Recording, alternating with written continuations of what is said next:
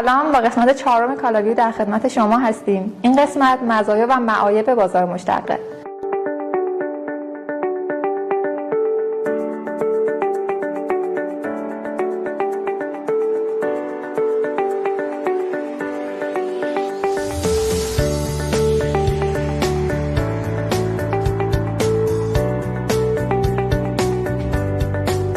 یکی از مهمترین ابزارهای مالی که در بازار سرمایه مورد معامله قرار میگیره ابزارهای مشتقه هستن که میتونن کمک خیلی خوبی بکنن به فعالان بازار و همچنین مدیرانی که در نهادهای مالی دارن کار میکنن که بتونن ریسک پورتفولیوشون رو کنترل کنن و در یک سطح مناسبی قرار بدن.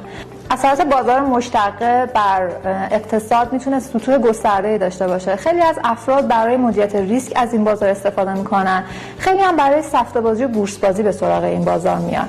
به هر حال این بازار در دهه‌های گذشته رشد خیلی خوبی داشته و هنوز هم جا برای کار و ورود فعالان جدید به این بازار رو داره.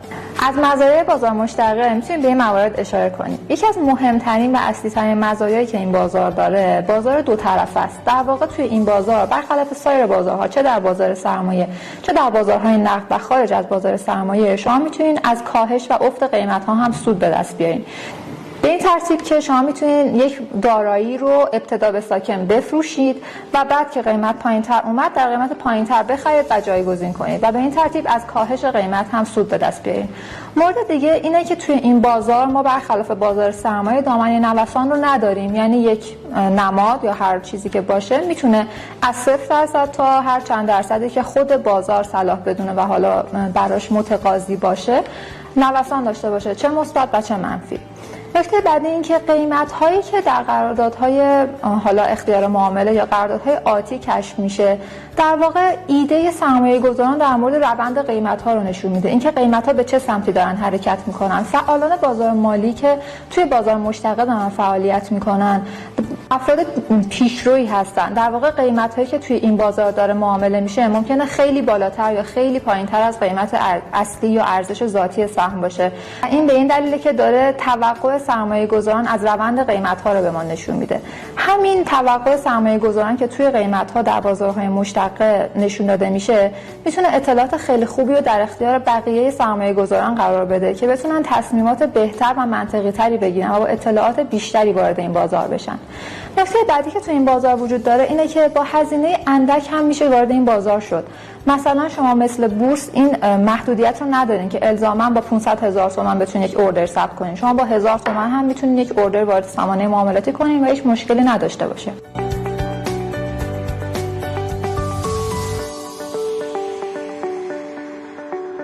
نکته بعد این که در معاملات ابزارهای مشتقه اهرم رو ما داریم، یعنی شما میتونید با پرداخت بخشی از ارزش معامله یک دارایی رو به طور کامل معامله کنید و در سررسی تصمیم بگیرید که حالا تصفیه کنید و خرید کنید یا خرید نکنید و این میتونه سرمایه گذاران خیلی زیادی رو به بازار جذب کنه. خب اهرم خیلی چیز جذابیه و میتونه سودهای خیلی زیادی رو به همراه داشته باشه برای سرمایه گذاران.